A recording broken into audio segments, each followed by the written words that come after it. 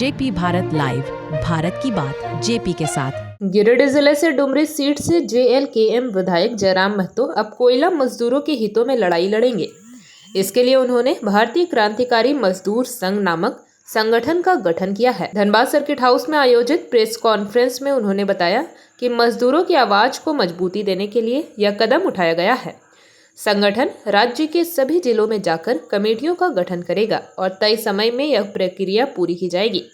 Press वार्ता के दौरान सूर्य नारायण हांसदा मामले पर भी उन्होंने बयान दिया। जयराम महतो ने कहा कि पार्टी चुनाव के दौरान उम्मीदवार खोज रही थी, तभी सूर्य नारायण हांसदा को टिकट दिया गया क्योंकि उन्होंने पहले बीजेपी से चुनाव लड़ा था। पार्टी को उनकी नक्सली गतिविधियों की जानकारी नहीं थी। उन्होंने यह भी कहा कि राज्य में आदिवासी मुख्यमंत्री और देश में आदिवासी राष्ट्रपति होने के बावजूद आदिवासी समाज नक्सलवाद से पूरी तरह बाहर नहीं निकल पाया है। सबसे पहले लोकतंत्र के चौथे स्तंभ सम्मानित सभी मीडिया पत्रकार बंधुओं को वंदन, आदाब, नमस्कार।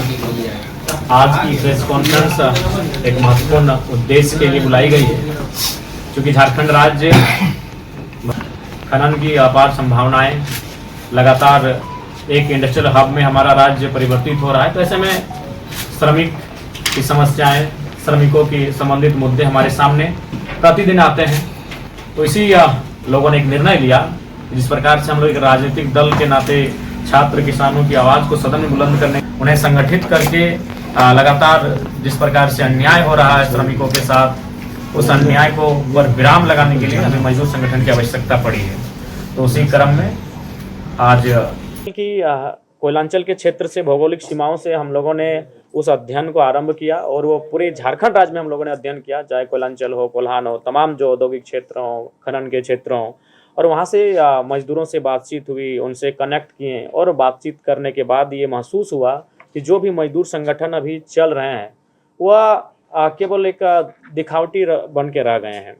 आज अगर मजदूरों के हित की बात आती है तो बड़ी मुश्किल समय में वो लोग खड़े होते हैं और मजदूरों की भी लगातार कंप्लेंट्स रहती हैं कि वो अब एक्टिव और क्रियाशील नहीं रहे, चूँकि वो अभी अब किसी न किसी राजनीतिक दलों की तरह एक पार्टी विशेष, परिवार विशेष के हाथों में लगातार वो चले जा रहे हैं, जिससे कुछ लोग मजदूर दलों के सहारे, मजदूर संगठनों के सहारे अपनी खाना पूर्ति करने का कार्य कर रहे हैं। तो ऐसे में हमें लगा ये ज़रूरत हुई और ये ज़रूरत बातचीत के दौरान ये समझ में आया कि आज वास्तव में एक नए सिरे से, नए तरीके के साथ, एक नए दौर में नए मजदूर संघ की आवश्यकता है। उसी क्रम में इस संघ का निर्माण किया है। उसके लिए एक टीम तैयार किया गया है, उसमें सदस्य नामित किए गए हैं, उन्हें एक समय अवधि दिया गया है। उस समय अवधि में पूरे राज्य में जाकर वह विधिवत रूप से मजदूर संगठन में जाकर लोगों को सक्रियता के साथ जोड़ने का कार्य करेंगे।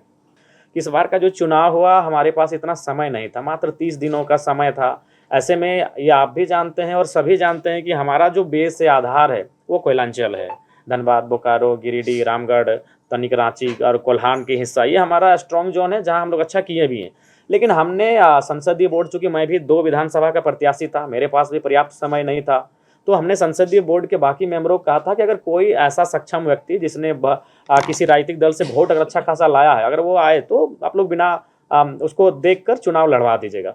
तो हम लोग को चूँकि संथाल परगना से उनका संबंध था, उसके विषय में हम लोग विशेष इतना ही जानते थे कि वो भारतीय जनता पार्टी से चुनाव लड़े थे और लगभग 45,000 वोट लेकर आए थे। तो हमने सोचा कि शायद अगर वो हमारी राजनीतिक दल से लड़ेंगे तो इस बार अगर वो 50,000 वोट ले आते हैं तो संथाल परगना अभी पाकुड़ से जिले में हमारी एक धाक बनेगी। तो बस हम लोग इतना जानते थे और विशेष हमारी कोई जानकारी नहीं थी, जो कि काफ़ी कम दिनों का ये चुनाव था। कोई कैंपेनिंग के लिए टाइम नहीं था, ना हमारे पास प्रत्याशियों का मतलब बैकग्राउंड खंगालने का टाइम था। तो उसके बाद बाकी चीज़ें आप लोग बेहतर जानते हैं। तो अगर बायदो ठीक वो क्या थे, अच्छे थे, बुरे थे, वो आपराधिक थे, क्या थे, नहीं थे, लेकिन कम से कम अगर आज जिस प्रकार से इनकाउंटर के नाम पर या फिर अपराधी के नाम पर, नक्सली के नाम पर आदिवासियों का ही इस राज्य में दोहन किया जा रहा है, ये एक चिंता का विषय है। इसमें सरकार को और तमाम बुद्धिजीवी खेमा को सोचने की आवश्यकता है कि आखिर वो मूल धारा से बाहर कैसे, जिसकी राज्य में सरकार है, मुख्यमंत्री उस समाज का, राष्ट्रपति उसी समाज के, और अगर वे लोग अगर मुख्य धारा से बाहर जा रहे हैं, जिनका इसी राज्य में, जिस राज्य को उनके पूर्वजों ने लड़कर लिया और उनको इनकाउंटर का सामना करना पड़ रहा है, तो हमें लगता है बौद्धिक वर्ग को एक बार उसमें विचार विमर्श करने की आवश्यकता है। जेपी भारत लाइव, भारत की बात जेपी के साथ। वीडियो को लाइक करें, शेयर करें और चैनल को सब्सक्राइब करें।